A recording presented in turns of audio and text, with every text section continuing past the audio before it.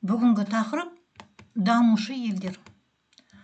Дамушы елдердің жалпы сипаттамасы. Дамушы елдер қатарына Азия, Африка, мұхиттық аралдар, Латын Америкасындағы елдер жатады, есте сақтаймыз. Дамушы елдердің жиынтық ішкі өнімі көлемі дамыған елдердің жиынтық ішкі көлемінің 1/4-нен де аз. Дамушы елдерде әдетте экономикалық көрсеткіштер ғана емес, демократияның, еркін нарықтық экономиканың, әлеуметтік бағдарламалардың, адам құқығының сақталу стандарттары да төмен болады. Дегенмен кейбір дамушы елдерде өмір сүру мен даму деңгейлері үлкен алшақтықтар жасайды.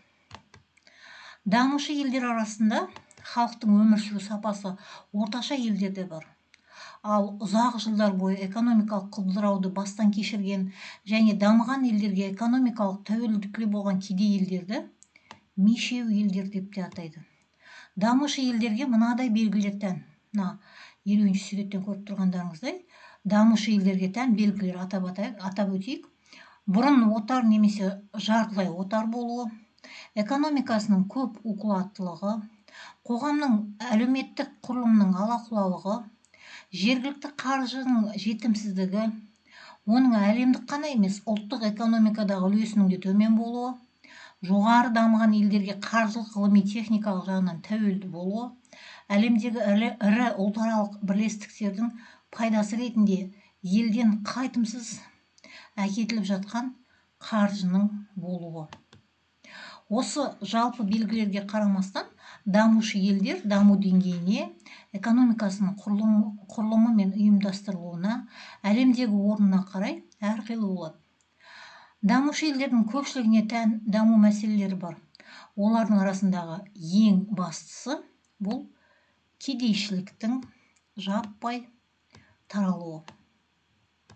Экономистер атап көрсеткендей, дамушы елдердің көпшілігінде орташа тап қалыптаспаған.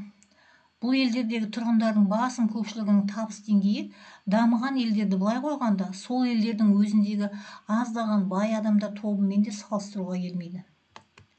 Дамуға кедергі келтіретін тағы бір мәселе бұл еңбек өнімділігінің төмендігі. Бұған ең алдымен өндірістің қосымша факторларының, яғни күрделі қаржы, технологиялық инновация, басқару тәжірибесі, міне осылардың болмауы немесе жетіспеуі. Халық санының жылдам өсуі де осы дамушы елдердің өркендеуіне кедергі болып отырған жағдайдың бірі болып табылады. Жалпы табыс деңгейінің төмендігі мен халықтың жастық құрамында толыққанды еңбек етуге қабілетсіз балалар үлесінің жоғары болуы елдердің дамуын тежейді.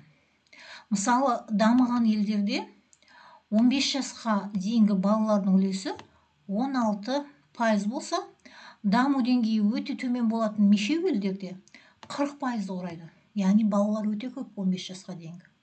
Сондықтан мешеу елдерде экономикалық белсенді халыққа 15 пен, яғни 64 жас аралығындағы тұрғындарға түсетін жүктеме дамыған елдердегіден әлдеқайда көп болады. Дамушы елдердегі экономикалық өрлеуге кері ықпал етіп отырған тағы бір жағдай бұл жұмыссыздық деңгейінің жоғары болуы. Экономиканың даму қарқыны онсыз да төмен елдерде халық санының артуы жұмыссыздықтың да артуына алып келеді. Өйткені жаңа жұмыс орындары пайда болмайды. Ресми емес жұмыссыздықты қоса есептегенде, шамамен экономикалық белсенді халықтың 35% жұмыссыз. Видеоға лайк басып, каналыма жазылуды ұмытпаңыздар. ұбт-ға дайындық курсына жазылу үшін төмендегі описанияға өтсеңіздер болады.